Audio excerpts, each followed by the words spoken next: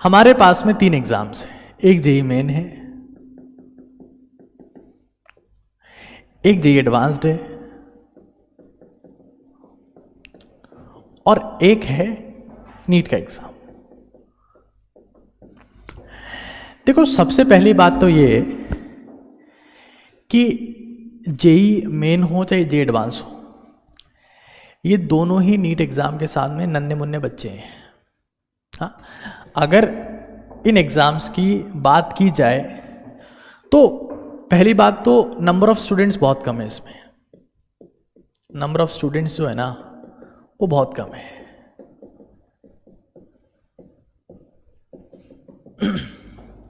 मतलब आपको एग्जाम करवाने में कोई ज़्यादा तकलीफ का सामना नहीं करना पड़ेगा, बच्चे कम है। दूसरी बात क्या है, पेपर भी नहीं छापना है, पेपर ऑनलाइन है।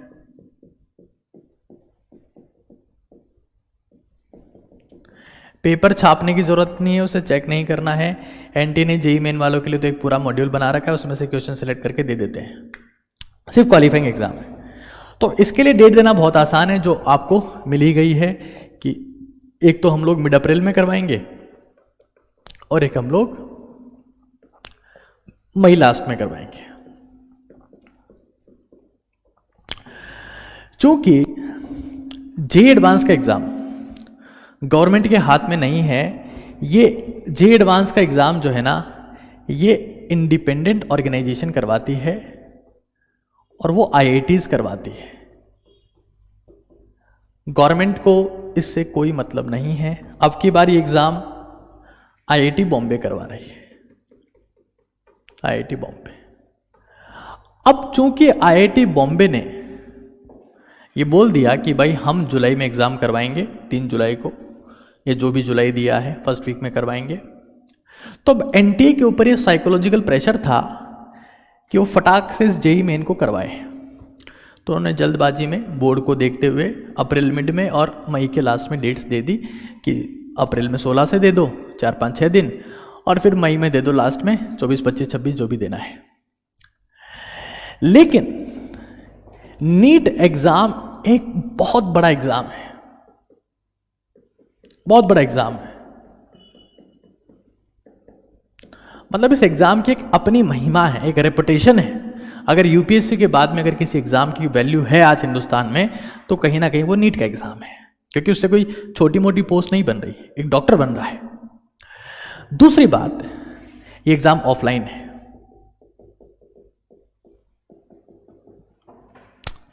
देखो अब समझना कॉन्सेप्ट को। कॉन्सेप्ट क्या है कि जेई मेन की डेट किसने डिक्लेयर करवा दी? जेई मेन की डेट डिक्लेयर करवा दी आईआईटी बॉम्बे ने कि भाई हम ये कहते हैं कि हमारा पेपर टाइम पे रेडी हो जाएगा।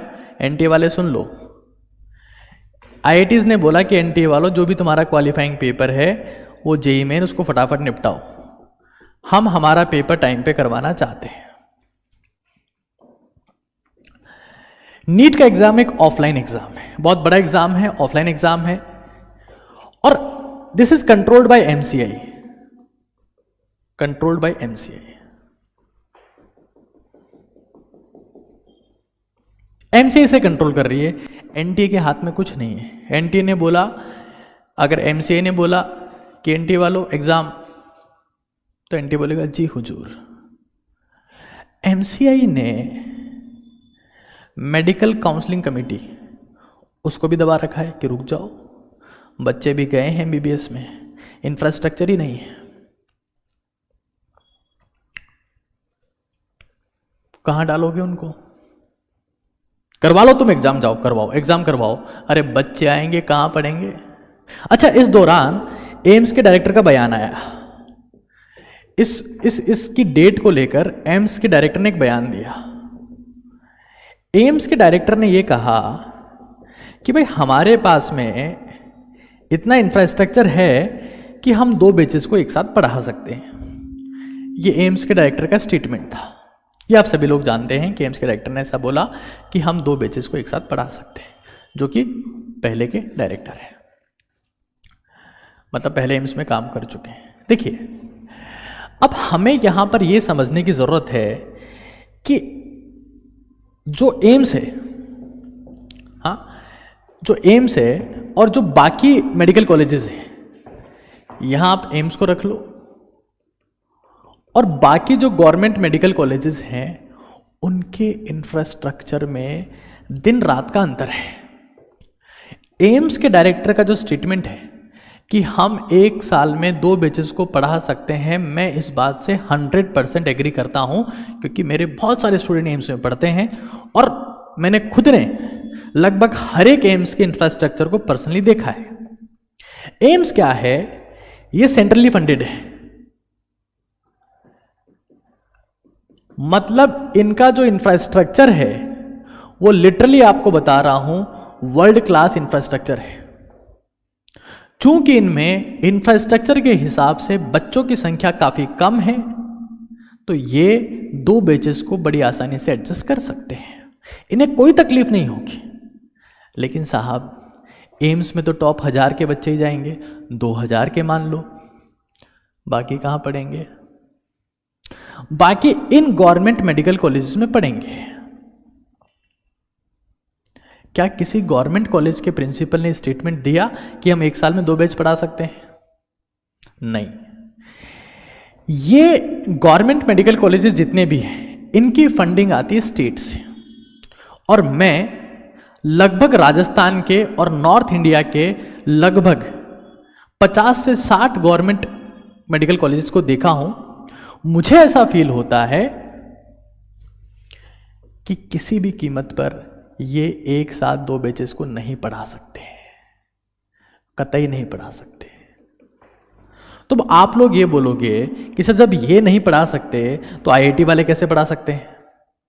इसका भी पहलू समझ लेते हैं कि आईआईटी वाले कैसे पढ़ा देंगे। भाई जे एडवांस करवा के कहां लेके जाएंगे बच्चों को? आईआईटी में लेके जाएंगे, ये कैसे पढ़ाएंगे साहब? मेरा एक छोटा भाई है, यंगर ब्रदर, वो आईआईटी खड़गपुर का स्टूडेंट है, आईआईटी खड़गपुर का। उसकी ब्रांच है माइनिंग सेफ्टी, माइनिंग सेफ्टी में है वो, एक ठीक ठाक ब्रांच होती है। कोविड के बाद में उसने एक भी क्लास फिजिकली आईआईटी खड़गपुर में नहीं ली है।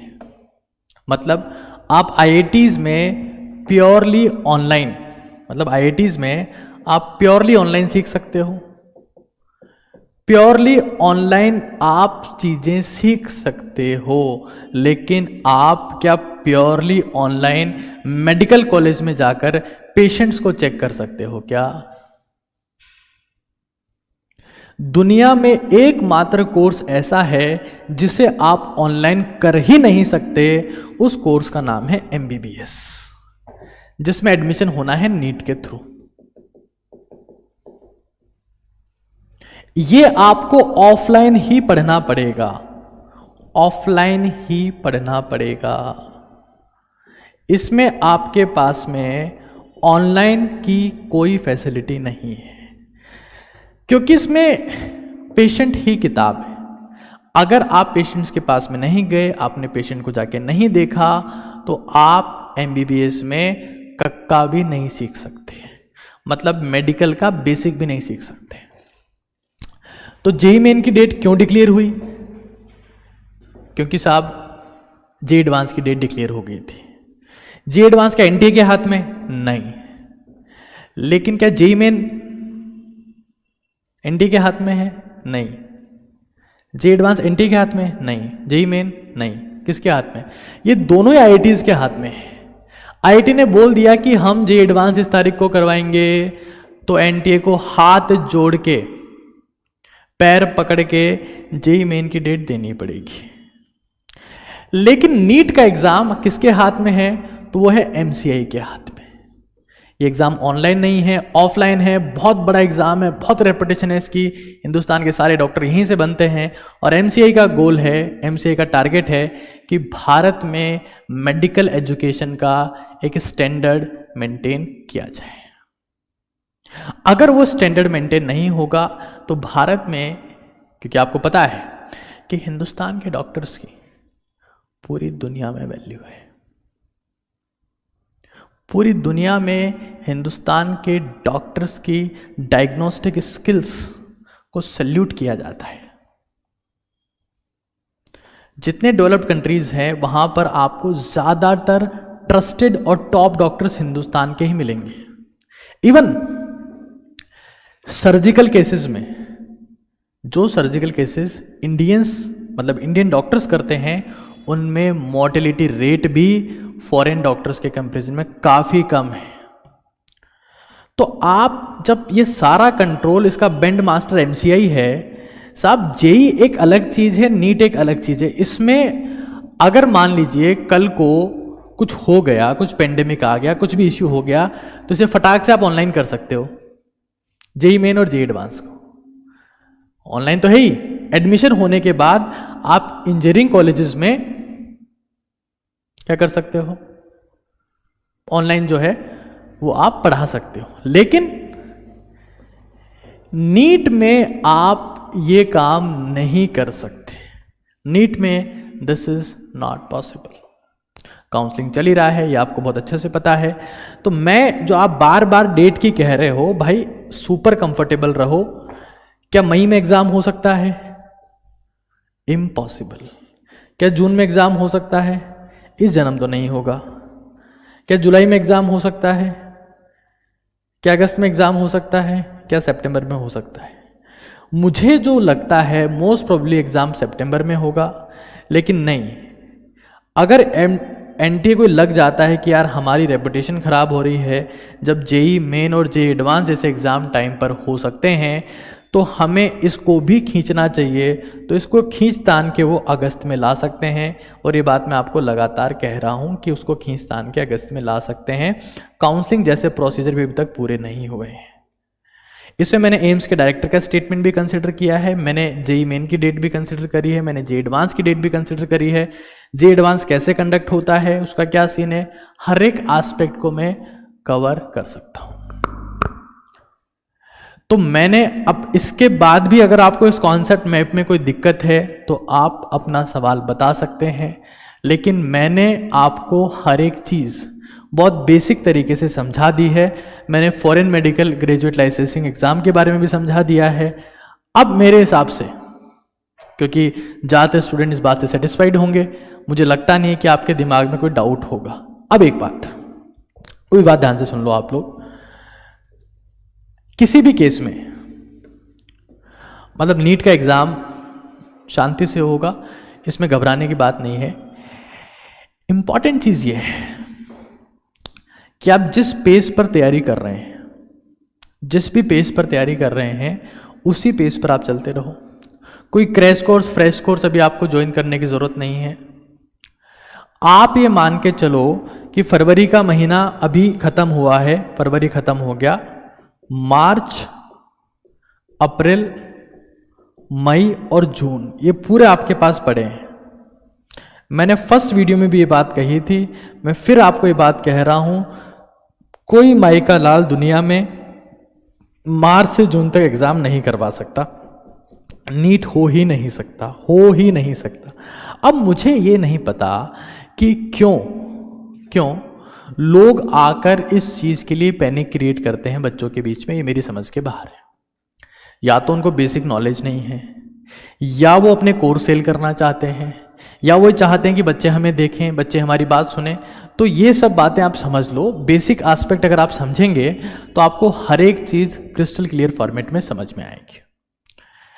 मैं एग्जैक्ट कोई स्पेसिफाई नहीं कर रहा हूं, लेकिन मैंने आपको बता दिया कि फरवरी ऑब्वियस सी बात है, मार्च, अप्रैल, मई, जून में इसकी कोई पॉसिबिलिटी नहीं है।